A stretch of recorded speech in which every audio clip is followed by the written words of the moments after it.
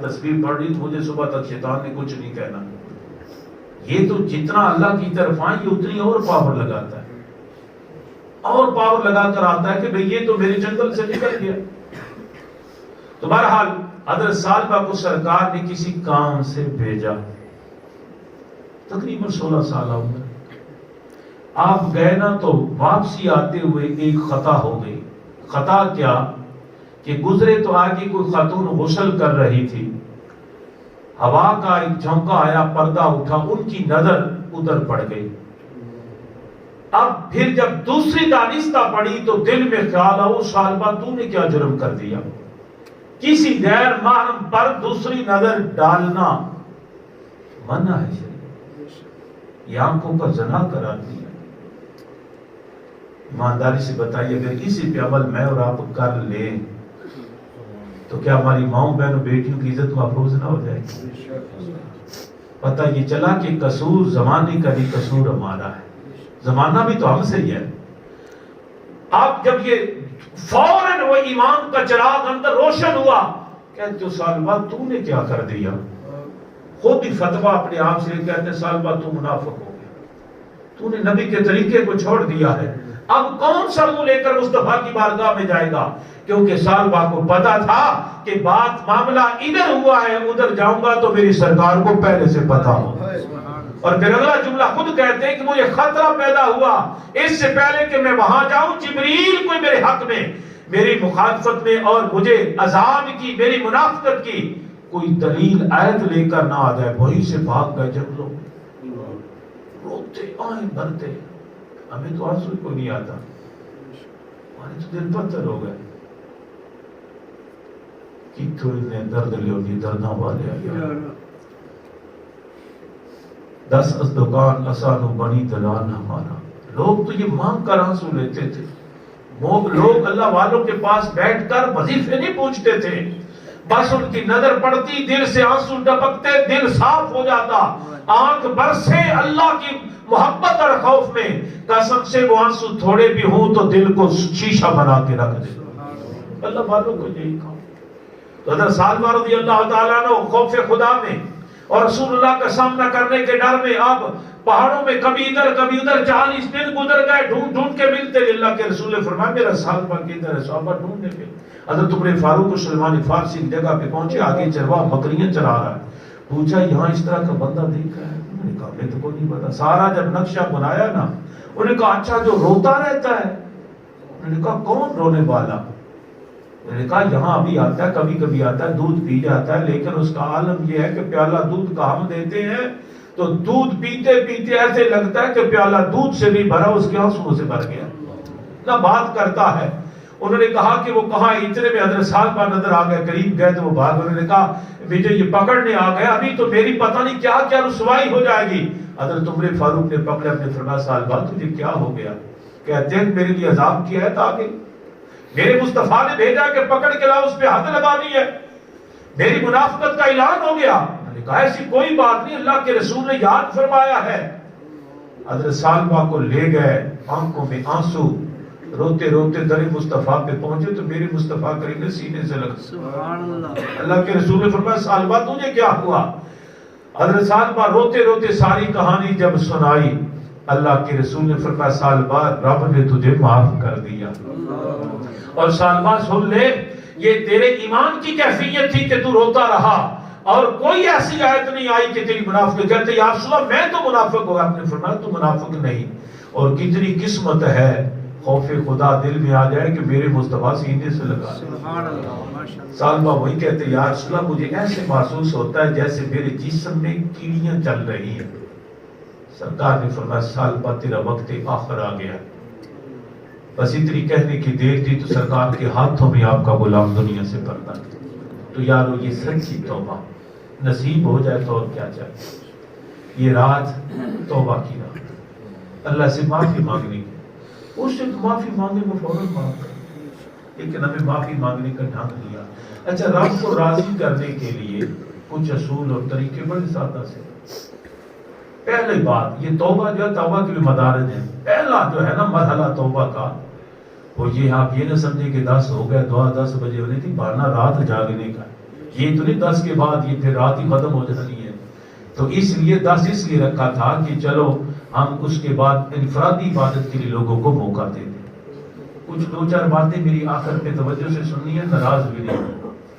تو عزیزان گرامی قدر، توبہ کا پہلا درجہ، پہلا مرحلہ کیا ہے؟ احساس ندامت. توبہ تب ممکن ہوتی جب بندے کے دل میں ندامت پیدا ہو جائے کہ یار یہ کام ہو. حضرت سلمان رضی اللہ تعالیٰ عنہ کی طرف. پھر اس کے بعد رجوع اللہ ہے، ندامت ہو جائے، پھر اللہ کی طرف پلٹے. پھر پلٹے تو اگلا مرحلہ توبہ کا آتا ہے. درجہ کیا ہے؟ استقامت. پھر اس پلٹ کر اس پہ ڈٹ جائے کہ میں رب کی رحمت پہ آجوں، واپس نہیں ہٹنا.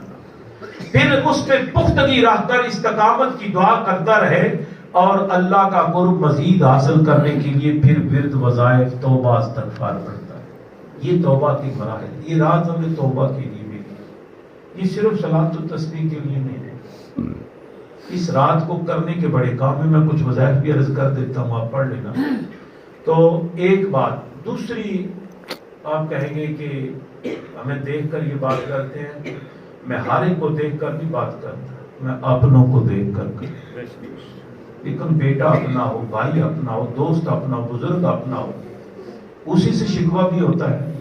اسی سے، جس سے پیار ہوتا ہے اسی سے شکوہ بھی ہوتا ہے. جس سے پیار نہ اس سے شکوہ نہیں کیا جا سکتا. شکوہ میرا یہ ہے کیونکہ مجھے آپ سے پیار ہے. آپ دائیں بائیں دیکھیں کہ آپ پہلے اسی طرح یہ محفل ہوتی تھی. یہ تو مسجد باہر سے بھری ہوتی تھی.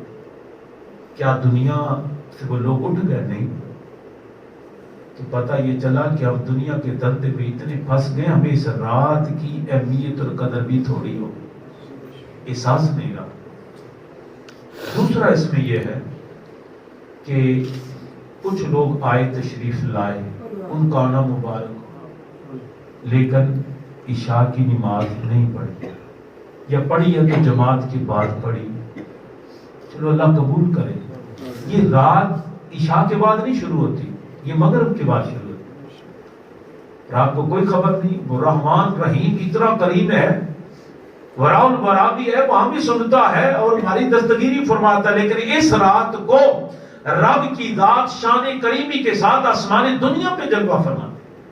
پوری رات اللہ کی بارگاہ سے اعلان ہوتا ہے کوئی معافی مانگنے والا. ہم سن تو نہیں سکتے لیکن حدیث تو ہے نا. رب فرما رہا ہے، رب کی بارگاہ سے اعلان کر رہے نمائندے، ہے کوئی معافی مانگنے والا میں اسے معاف کر دوں. وہ معافی کا پیکج دینے کے لیے ہے. ہم اپنے گھر دکان پہ بیٹھے، ہم سوچ رہے ہیں کہ کب تقریر ختم ہونی، ہم سوچ رہے ہیں کب تسبیح پڑھی جائے گی. بیٹا یہ ہنسنے والی بات نہیں، یہ اپنے آپ پر افسوس کرنے والی. جب وقت گزر جائے گا تو پھر کیا بنے گا؟ کسی کو کوئی پتہ نہیں. اس رات تیرا میرا فیصلہ کیا پتہ نہیں. اگلا لمحہ دیکھنا بھی ہے. تو اور اللہ والے حضور مجدد رفسانی اور آپ کی اہلیہ محترمہ ساری رات عبادت کرتے رہے.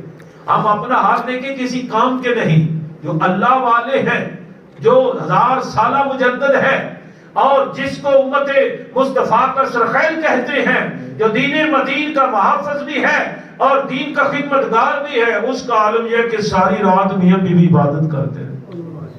ہم صرف 1 گھنٹہ دو. میں ایک اور بھی بات، اگر یہ محفل نہ ہوتی یا لنگر کا اعلان نہ ہوتا تو شاید یہ تصویر کے لیے اتنے بندے بھی ہمیں نہ ملے. ہماری ایفیلیشن، ہماری اہمیت، ہماری ترجیحات بدل گئی.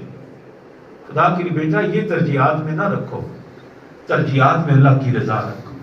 اس کے لیے آپ تھوڑی سی محنت کریں گے، اجر زیادہ. ترجیحات رکھو نا، رب نے راضی، رب کو کرنا ہے تو میں نے ماں باپ کو راضی کرنا ہے. ترجیحات رکھو نا، دکانداری بھی کرنی، حلال بھی کمانا ہے.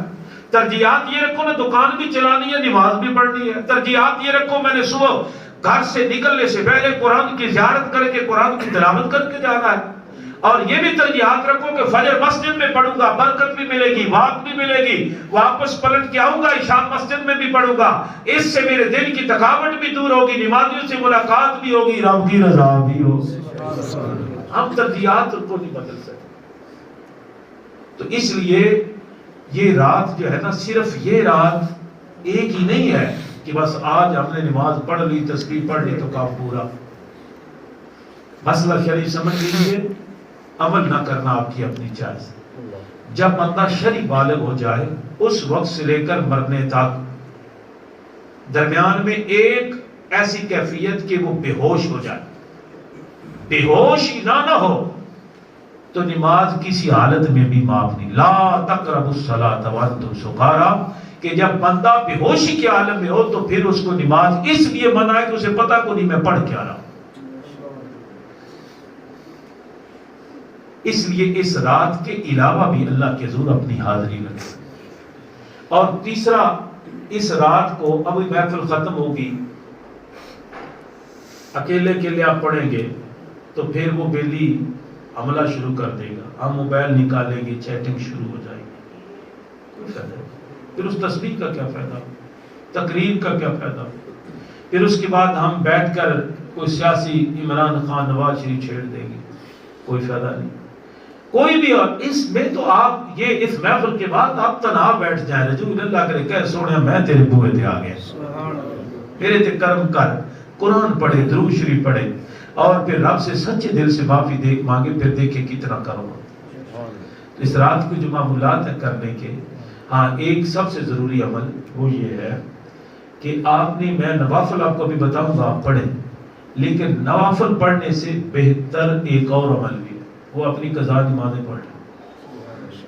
نفل کا سوال نہیں ہوگا کہ تم نے نفل پڑھے ہیں یا نہیں پڑھے، سوال یہ ہوگا کہ تم نے نماز پڑھی ہے. چلو اس رات کے سبب اور بہانے سے آگے نفل بھی تھوڑے سے پڑھ لیں، تو 100 رکعت نفل پڑھتے پڑھتے فرض نمازیں رہ جائیں تو کوئی نہیں فائدہ. لہذا نفل بھی تھوڑے پڑھیں، لیکن آپ زیادہ سے زیادہ اس رات کو قضا نمازیں. پتہ نہیں کل موت ہے، پتہ نہیں یہ سال تیرا میرا پتہ کٹا ہوا، تو پھر کیوں نہ ہم اپنی نماز التوبہ قبل الموت اجل الصلاۃ قبل الفوت. بات سمجھ میں آئی؟ تو جتنی دیر مسجد میں رہنا، یہاں ہمارا خزانہ ہم نے لے لیا، کچھ اکٹھا کر لیا، ایمان ہے نا ہمارا، ذکر خدا، ذکر مصطفیٰ، تسبیحات، درود شریف، ختم خواجان پڑھا، یہ گٹھڑی ہم نے بنا کے رکھ لی ہے.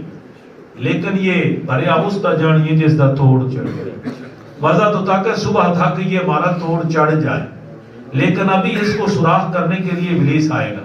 تیری میری گٹھڑی پہ نظر رکھ کر ادھر سے کوئی نہ کوئی ہمیں کانا پوسی، کوئی شرارت، کوئی غیبت، کوئی چغلی، کینہ پروری کو کروا دے گا.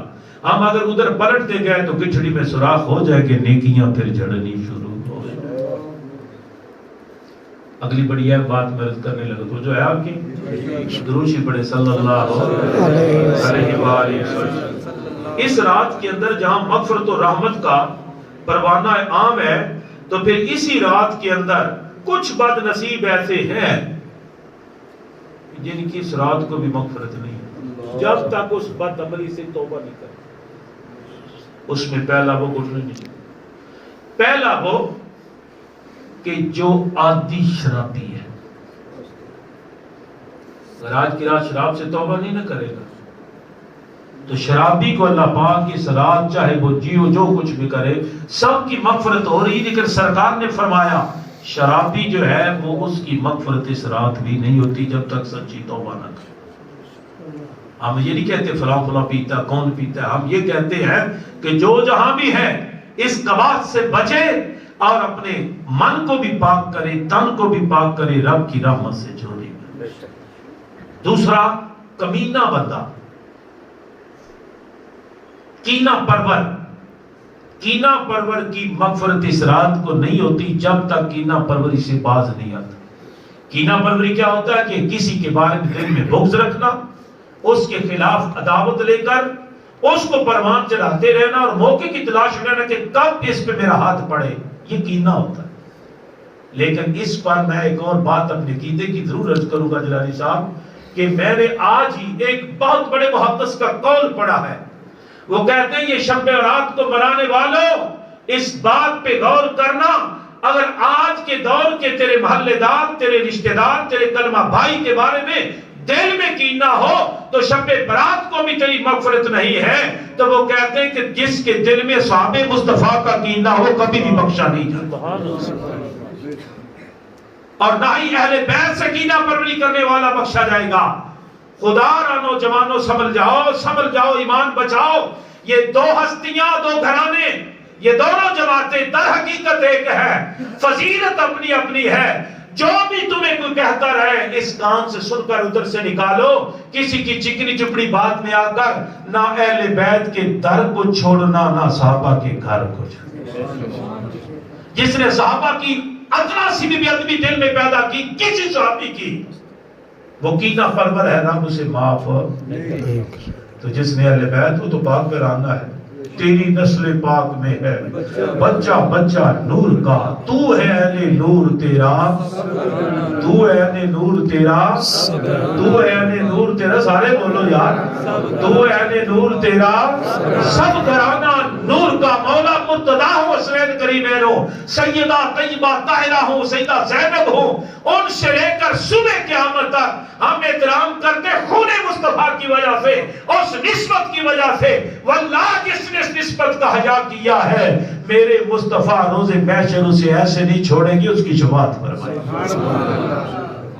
ہمیں کس نے حق دیا کہ فلاں خطا پہ ہے فلاں خطا پہ نہیں ہے؟ تیری میری کیا اتھارٹی؟ تیرے میرے پاس کون سا پیمانہ؟